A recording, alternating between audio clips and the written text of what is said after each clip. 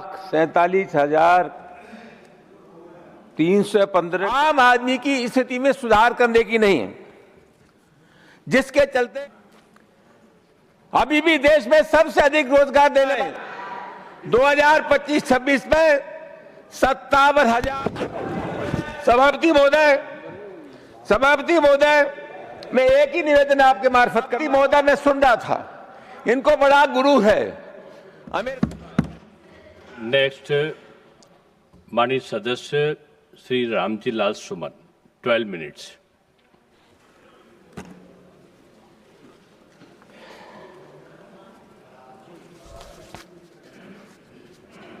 सभापति जी, ये सरकार इसी बात पर खुश है कि बहुत बड़ी दौलत का बजट हमने प्रस्तुत किया है। 53,47,315 करोड़ रुपए का। सभापति जी, महत्वपूर्ण ये नहीं है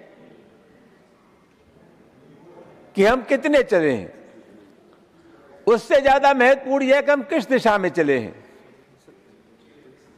किसी व्यक्ति को अगर अपनी मंजिल पता न हो, और मैं समझता हूं जहां तक इस बजट का सवाल है, बजट की दिशा होनी चाहिए कि वो बजट गांव की तरफ चला है, गरीब की तरफ चला है, जो बेबस और बेसहारा लोग हैं उनकी तरफ चला है। इस बजट की कोई दिशा आम आदमी की स्थिति में सुधार करने की नहीं है, जिसके चलते सभापति में महोदय मैं कह सकता हूं कि ये जन विरोधी बजट। सबसे बड़ा सवाल तो यह है कि इस देश में और खासतौर से बजट में कृषि की उपेक्षा हुई है। सभापति महोदय, कृषि इनकी प्राथमिकता में शामिल नहीं है। अभी भी देश में सबसे अधिक रोजगार देने वाला क्षेत्र कृषि है। 1950 में सकल घरेलू उत्पाद में कृषि का योगदान था 56.5%, और आज ये घटकर के रह गया है 16-17%। बहुत महत्वपूर्ण मामला सभापति महोदय, हमारे देश में किसान की लूट हो रही है। सरकार दावे कुछ भी करे, लेकिन उत्पादन लागत बढ़ रहा है, और किसान जो फसल पैदा करता है, फसल पैदा करने के बाद उसको जो फसल का मूल्य मिलना चाहिए, उसे फसल का मूल्य नहीं मिलता। बिचौलियों की शर्तों पर उसे अपना उत्पाद बेचना पड़ता है, तो किसान आज संकट में है। और मजेदार बात यह है सभापति महोदय कि नीति आयोग कहता है कि 10 वर्षों में किसान की आय में 126% की बढ़ोतरी हो गई। यह कौन सी गलतफहमी का शिकार है सभापति महोदय? अभी जो महाराष्ट्र से खबरें आई हैं, उन महाराष्ट्र की खबरों में पूर्वी महाराष्ट्र का जो यवतमाल जिला है, जनवरी महीने में उसमें 21 किसानों ने आत्महत्या की है। विदर्भ क्षेत्र में 10 जिलों में 1567 किसानों ने आत्महत्या की है। सभापति महोदय, इनका किसानों से कोई संबंध नहीं है, ये किसानों के कातिल हैं। और सही मानों में सभापति महोदय, निर्मला सीतारमण जी ने तो इस बजट को पढ़ा है। ये बजट सही मानों में प्रधानमंत्री नरेंद्र मोदी के दोस्त अडानी और अंबानी द्वारा तैयार किए हुआ बजट। देखिए, शर्माएदारों के अलावा इसमें कुछ नहीं है सभापति महोदय। शब्द का सही, ये पूंजीपतियों के हाथ बिके हुए लोग हैं। शर्मा क्यों रहे हैं सर? ये सभापति महोदय, इनको दिक्कत क्या सही बात सुनने में? आप विषय पर बोलिए और शब्द संयम के साथ। सभापति महोदय, मुझे आपका समय छिड़िए, इनको बंद करिए। बैठिए, मैं बोल रहा हूँ, बैठिए। सभापति महोदय, किसान ने बहुत मेहनत करके, आप पीठ को देखकर बोले। बैठ जाओ। आप पीठ को देख के बोले, आपस में नहीं। सुमन साहब, आप गंभीर आदमी, आप लोग बैठ जाओ। आप अपनी बोलते रहिए। आप बैठ जाइए, अपनी बात कहने दीजिए। आप सभापति महोदय, किसानों ने बहुत मेहनत करके इस देश को आत्मनिर्भर बनाया, अपने पैरों पर खड़ा किया। आज स्थिति क्या है सभापति महोदय?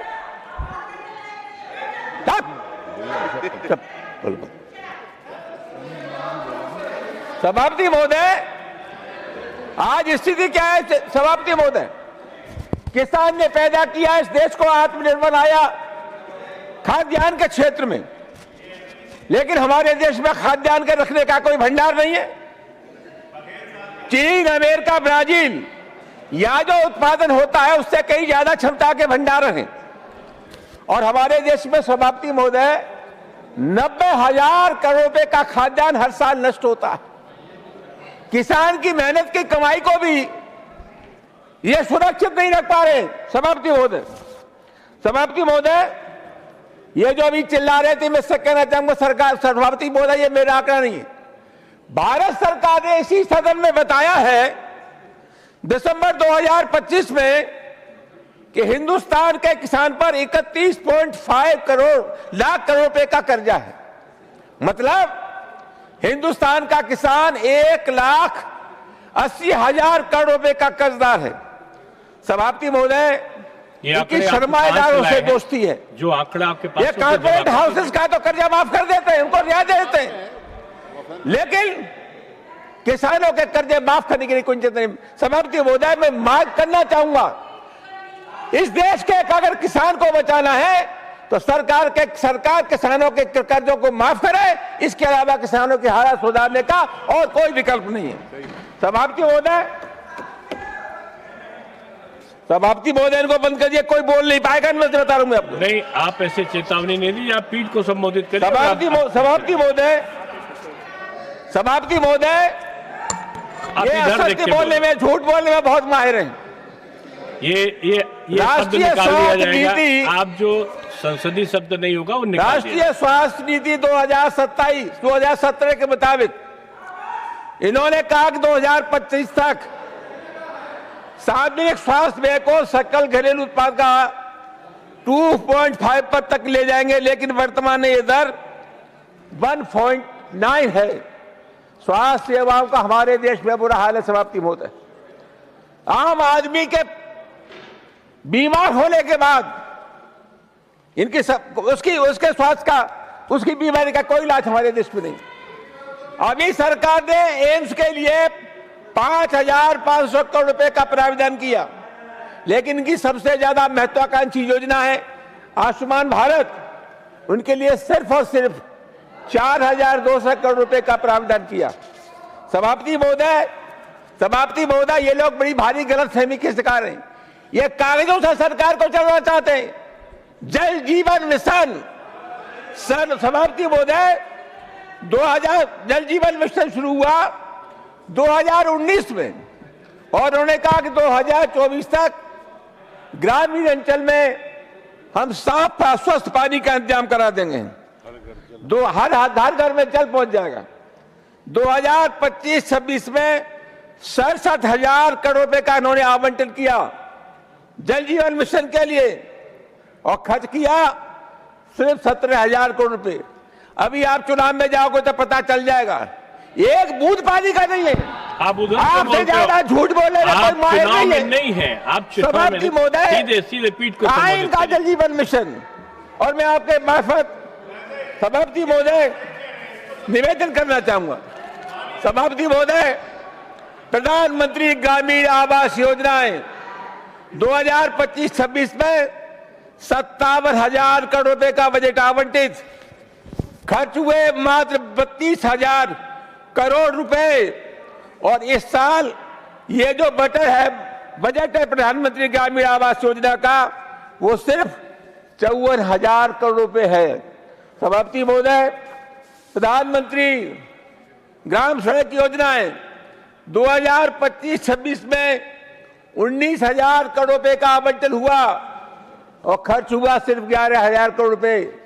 सभापति महोदय, बजट कितना भी बना दें, लेकिन कभी आपने देखा है कि आपका बजट कितना खर्च हो रहा है? कभी देखा है आपने कि आपने जो बजट बनाया है उसका पैसे का सही इस्तेमाल हो रहा है कि नहीं हो रहा है? आप आसमान में उड़ रहे हैं, नीचे आ जाओगे, घबराने की जरूरत नहीं है।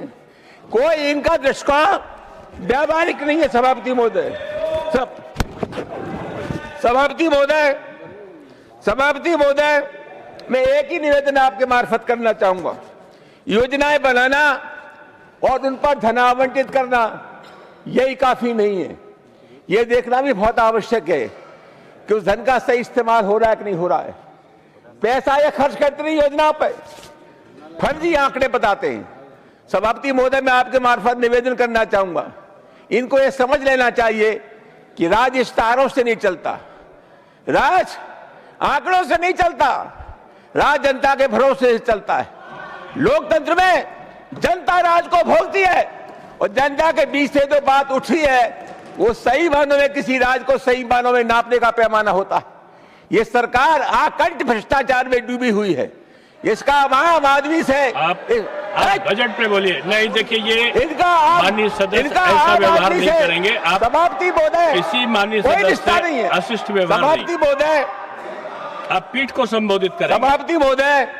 सभापति महोदय, मैं सुन रहा था, इनको बड़ा गुरु है।